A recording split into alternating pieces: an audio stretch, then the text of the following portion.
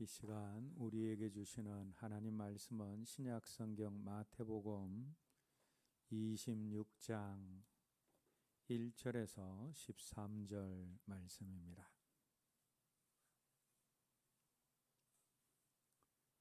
한 목소리로 함께 읽겠습니다. 예수께서 이 말씀을 다 마치시고 제자들에게 이르시되 너희가 아는 바와 같이 이틀이 지나면 유월절이라 인자가 십자가에 못 박히기 위하여 팔리리라 하시더라. 그때 대제사장들과 백성의 장로들이 가야바라 하는 대제사장의 관장에 모여 예수를 흉계로 잡아 죽이려고 의논하되 말하기를 밀란이 날까 하노니 명절에는 하지 말자 하더라.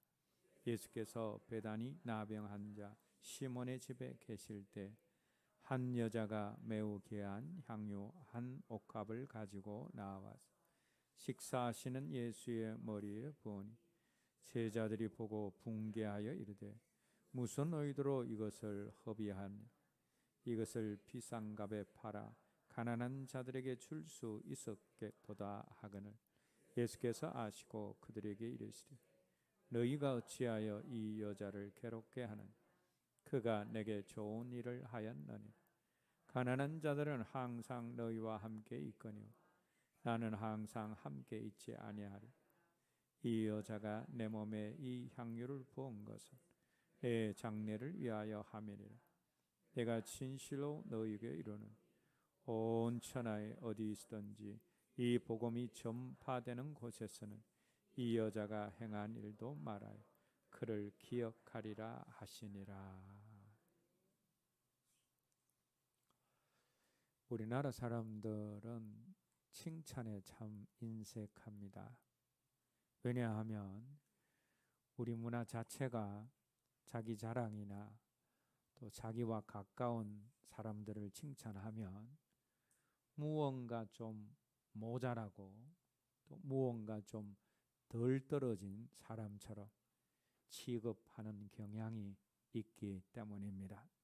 그래서 자기 자랑하고 자기를 자랑하고 또 자녀나 아내나 남편 등 자기와 가까운 사람을 칭찬하는 사람을 위해서 아예 팔불출이라는 단어를 만들어 놓고 공개적으로 놀립니다.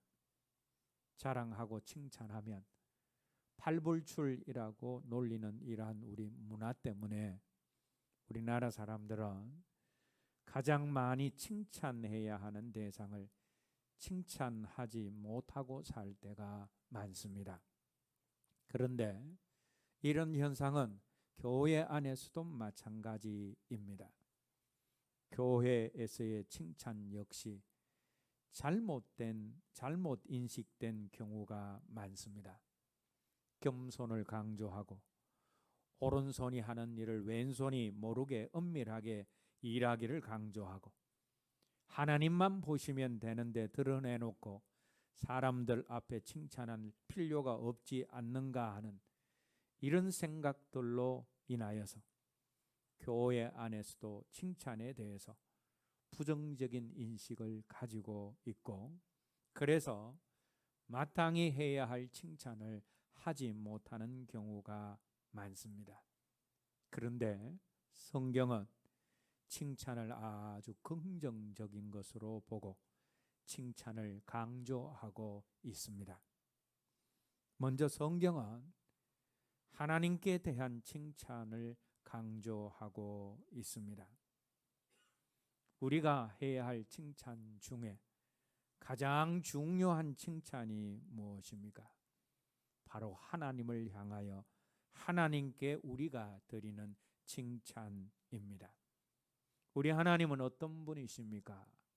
우리 하나님은 아무것도 없는 무에서 말씀으로 온 세상을 창조하신 창조주 하나님이십니다. 뿐만 아니라 우리 하나님은 저와 여러분들을 많은 사람들 가운데서 불러내어서 자녀로 삼아 주신 우리 아버지 되신 하나님이십니다.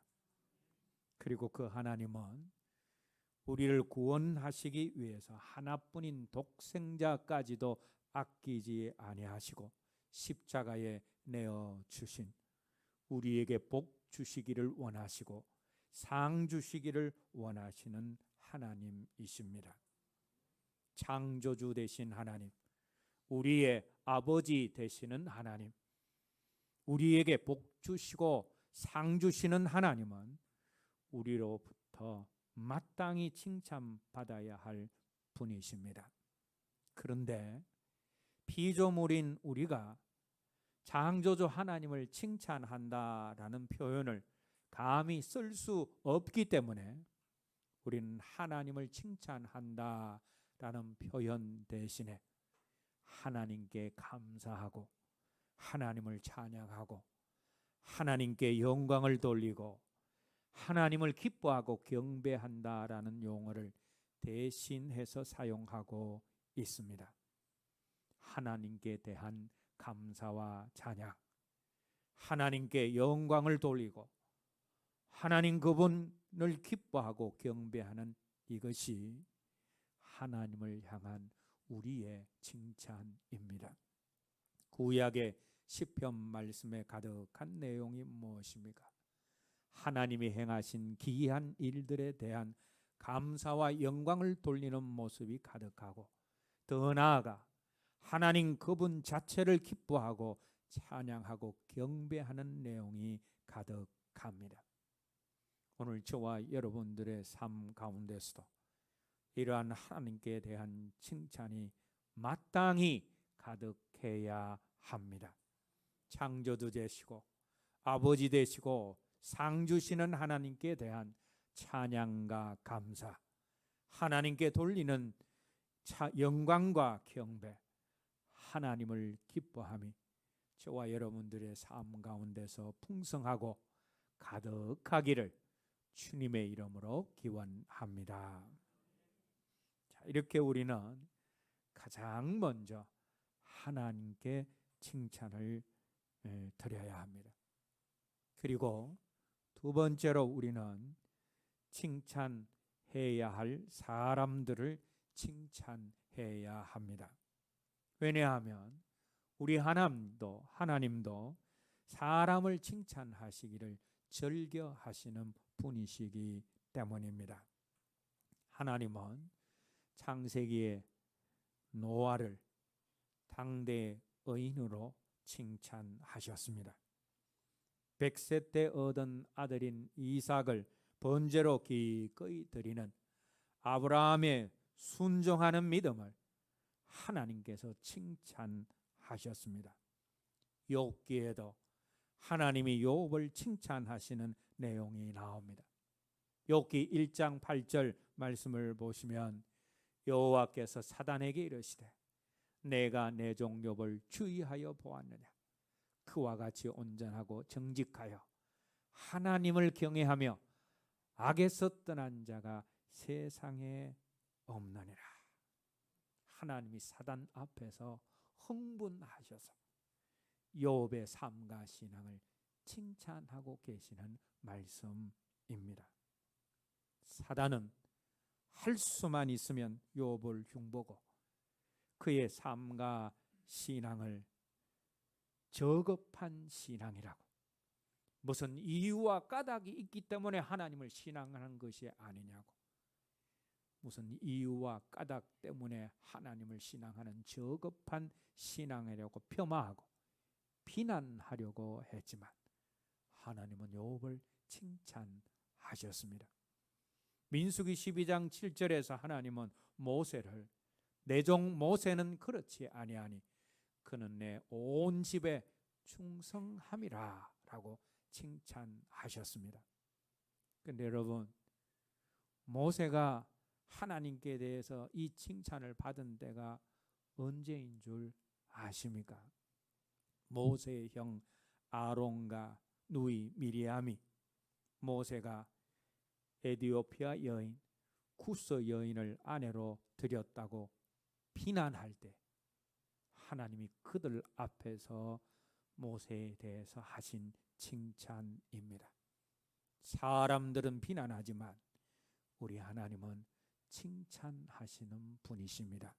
우리 주님도 이 세상에 계시는 동안 많은 사람들을 칭찬하셨습니다. 마태복음 8장 10절에서는 병든 종을 고쳐달라라는 백부장의 믿음을 칭찬하셨고, 마태복음 15장 28절에서는 자기 딸의 병을 고치려는 가나안 여인의 믿음을 칭찬하셨습니다.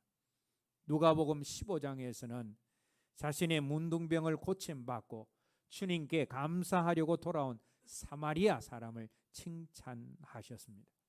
우리 주님도 칭찬을 즐겨하시는 분이십니다. 자, 그런데 우리는 오늘 본문, 함께 읽은 본문 속에서 칭찬을 해야 할 때 도리어 비난하는 사람들을 만나게 되어집니다. 오늘 본문에는 우리 주님의 머리에 귀한 향유를 부은 여인이 나옵니다. 이 여인이 부은 향유는 자신이 결혼할 때 사용하라고 귀중히 보관하고 있던 값비싼 고급 향유였습니다. 같은 내용을 다루고 있는 다른 복음서에서는 이 향유의 값을 300데나리온이 되었다라고 값을 매기고 있습니다. 그렇게 귀한 것을 주님께 부어 드렸습니다. 그런데 이러한 여인의 주님을 향한 아름다운 섬김과 헌신을 보고 주변에 있던 제자들은 그것을 낭비라 규정을 하고 분을 내며 그 여인을 비방하고 비난했습니다. 그것이 오늘 본문 8절 말씀에 나옵니다. 함께 읽겠습니다. 제자들이 보고 붕괴하여 이르되 무슨 의도로 이것을 허비하느냐? 이것을 비싼 값에 팔아 가난한 자들에게 줄 수 있었겠도다 하거늘. 분명히 이 여인은 칭찬받을 일, 감동적인 일을 했습니다. 그러나 제자들은 이것을 인정하지 않고 오히려 왜 그 귀한 것을 허비하느냐 하며 붕괴하고 비난을 했습니다.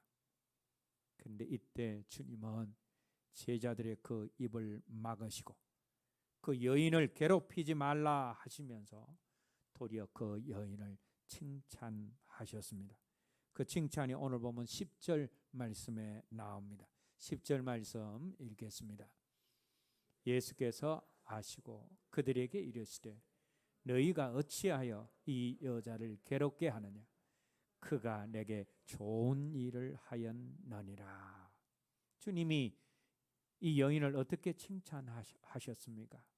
그 여인이 한 일은 내게 참으로 좋은 일이다 라고 칭찬을 하셨습니다.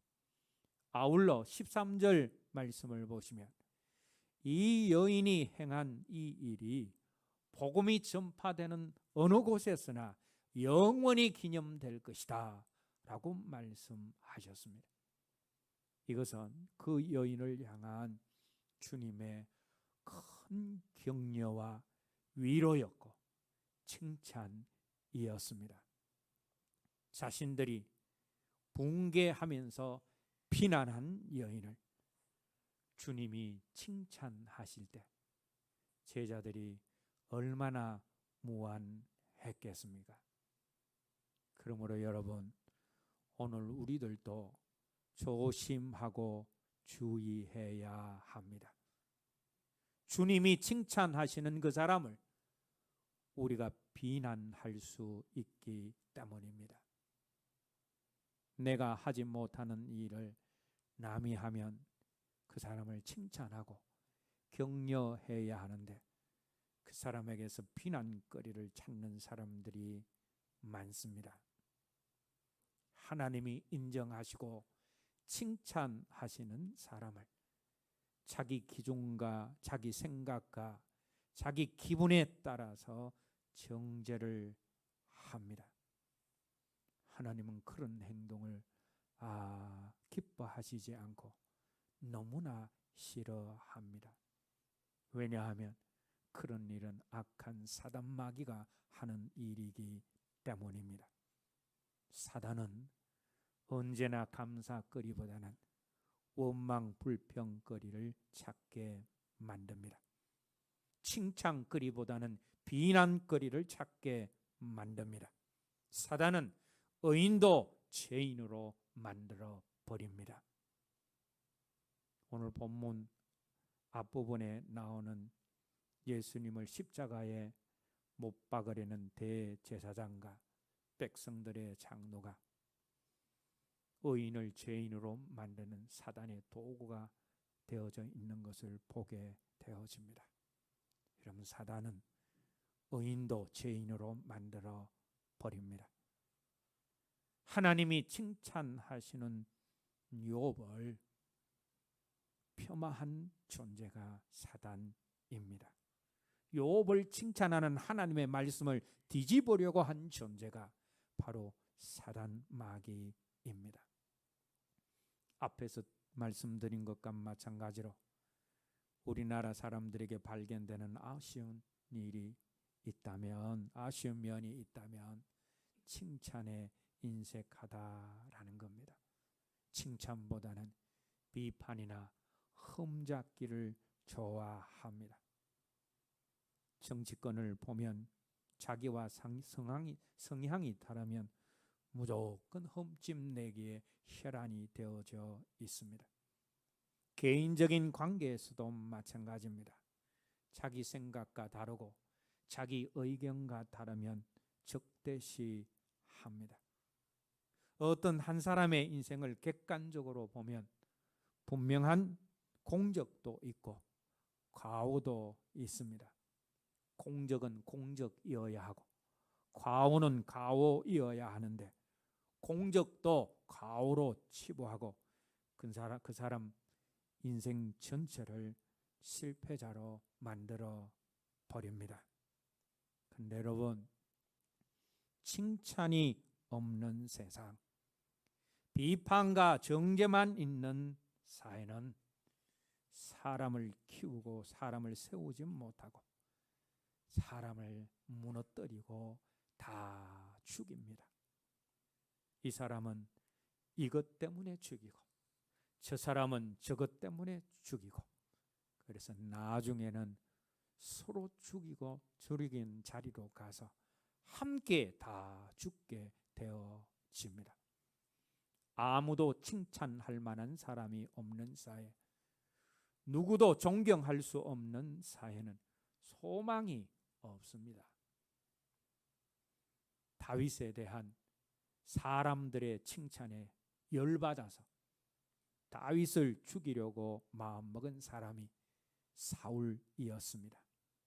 자기가 왕인데 신하인 다윗이 더 칭찬받는 것에 대해서 참을 수가 없었습니다.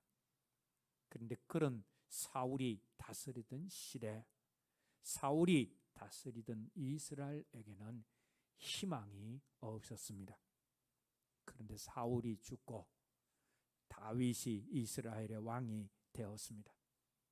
이 다윗이 왕이 되어서 제일 먼저 한 일은 자신을 그렇게 괴롭히던 사울을 시를 지어서 칭찬하고 전쟁에서 전사한 사울의 시체를 위험을 무릅쓰고 가져다가 장사를 지낸 사울을 위해 주던 백성들을 칭찬한 일이었습니다. 그것이 사무엘하 1장 말씀에 나옵니다. 그런데 다윗이 사울을 칭찬하고 사울을 위해 주던 백성들을 칭찬하자 넘어졌던 이스라엘이 일어서게 되었습니다. 이스라엘의 가장 희망찬 시대가 열렸습니다. 비난하면 비극의 시대가 되어지고 서로 칭찬하면 희망의 시대가 열립니다. 우리 가정에 희망이 있으려면, 우리 교회가 희망적인 교회가 되려면, 우리 사회가 희망찬 사회가 되려면 가정 속에, 교회 속에, 사회 속에 비난보다 칭찬이 있어야 합니다. 원망과 불평보다 서로에 대한 감사가 있어야 합니다. 칭찬은 힘을 줍니다. 칭찬은 행복하게 만듭니다. 칭찬은 사람을 세웁니다. 비난은 비난하는 자신과 비난받는 그 사람을 변질시키지만 칭찬은 사람을 변화시키고 사람이 사는 사회를 변화시킵니다. 비난은 절망을 만들어내지만 칭찬은 희망을 만들어냅니다.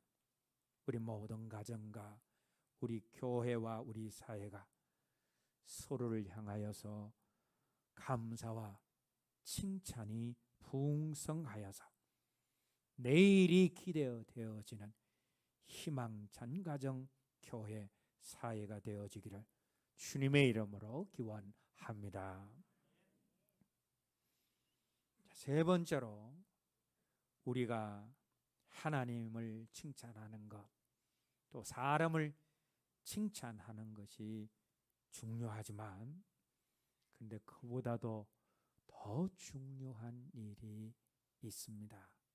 그것은 우리가 사람과 하나님께 칭찬받는 삶을 살아야 된다라는 겁니다. 참된 그리스도인은 다른 사람을 칭찬할 뿐만 아니라 다른 사람들에게 칭찬을 받는 사람들입니다. 사도행전 2장에 보시면 초대교회 교인들은 믿지 않는 사람들에게 칭찬과 칭송을 받고 살았습니다. 사도행전 6장의 7 집사들의 중요한 선발 기준 중에 하나가 칭찬을 받는 사람들이었습니다.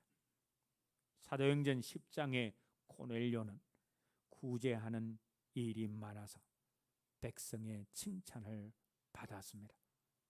디모데는 루스드라와 이고니온에서 형제들에게 칭찬받는 그리스도인이었습니다. 하나님을 바르게 섬기는 사람은 사람의 칭찬도 받기 마련입니다. 영으로 혼과 몸을 제어하는 사람은, 육신을 제어하면서 사는 사람은 칭찬을 받을 수밖에 없습니다. 저와 여러분들 모두가 사람들에게 칭찬받는 삶을 살 수 있기를 주님의 이름으로 기원합니다. 자, 그런데 사람들에게 칭찬받는 것보다 더 중요한 것은 오늘 본문 속의 향유를 주님께 부어드린 여인처럼 주님으로부터 받는 칭찬, 하나님께로 받는 칭찬입니다. 사람들에게 아무리 많은 칭찬을 받았을지라도 마지막에 하나님께 인정과 칭찬을 받지 못하면 그 사람의 인생과 삶은 성공적이지 못한 실패한 인생과 삶이 되어집니다. 그래서 우리가 반드시 받아야 할 칭찬과 인정이 있다면 그것은 하나님의 인정과 칭찬입니다. 사도 바울은 고린도전서 4장 5절 말씀에서 주님 다시 오실 때에 각 사람에게 하나님으로부터 칭찬이 있으리라 했습니다. 우리가 살펴본 마태복음 25장의 비유들, 주님이 마지막 때에 대한 그 비유의 말씀에도 칭찬들이 나오고 있습니다. 열처녀 비유에서 등과 기름을 잘 준비하여서 신랑이 올 때 신랑을 맞이한 5 처녀에게 슬기롭다라는 칭찬을 하시며 그들이 하늘 잔치, 천국 잔치에 참여할 것이다 하셨습니다. 달란트 비유에는 잘하였도다 착하고 충성된 종아, 내가 적은 일에 충성하였음에 내가 많은 것을 내게 맡기리니 내 주인의 즐거움에 참여할지어다 하시는 주님의 칭찬이 나오고, 양과 염소의 비유에서는 양의 삶을 잘 살아낸 사람들에게 복받을 자들이여 너희를 위하여 예비된 나라를 상속받아라 하시는 주님의 칭찬이 나오고 있습니다.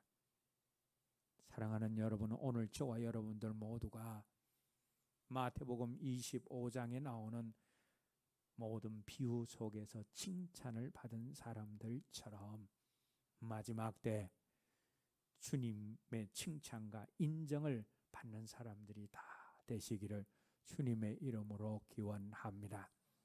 등과 기름을 잘 준비한 5 처녀처럼 말씀의 등과 성령의 기름 부으심으로 충만하여 믿음을 끝까지 잘 지키십시다.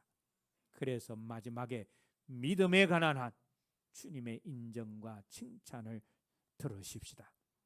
2 달란트, 5 달란트 받은 종들처럼 믿음의 표지인 충성된 삶을 살아가십시다. 그래서 마지막에 착하고 충성된 종이라는 칭찬과 인정을 하나님께로부터 받으십시다. 그리고 염소가 아니라 양이 되어지고 양의 삶을 최선을 다해서 살아가십시다. 양의 삶은 어떤 삶입니까? 양의 삶은 먼저 자기가 어리석고 약하고 미련하다라는 것을 알기 때문에 절대적으로 목자를 믿고 의존하는 삶입니다. 그리고 힘들 때일수록 양은 목자와 멀어지는 것이 아니라 힘들수록 더욱 목자 가까이에 있으려고 하고 힘들수록 더 목자를 의지합니다. 우리에게 이런 양의 모습이 있어야 합니다. 2 번째로 양은 목자의 음성을 지속적으로 듣고 따른다라고 했습니다. 양은 근시입니다. 1, 2m 앞에 사물을 제대로 구별할 수가 없습니다. 양의 눈이 이렇게 약한 반면에 귀가 굉장히 발달되어 있습니다. 그래서 사람이 잘 듣지 못하는 소리를 양은 듣습니다. 어디서 부스럭거리는 소리가 나기만 하면 뛰어 도망가는 것이 양의 습성입니다. 그래서 양에게 있어서 듣는다라는 것은 생명과 직결된 문제입니다. 양된 성도들은 제대로 보이지도 않는 근시안적인 눈을 가지고 보게 되는 세상에 보이는 것으로 살지 않고 오직 듣는 것, 목자 대신 분명한 하나님의 말씀을 듣고 그 말씀에 순종하면서 살아가는 존재입니다. 그래서 양이 목자의 음성을 듣고 순종하며 살아가는 것, 그것이 사활적으로 중요합니다. 그리고 목자의 음성을 지속적으로 듣고 순종하는 그런 양들이 하나님이 구원의 자리로 끝까지 견인해 가십니다.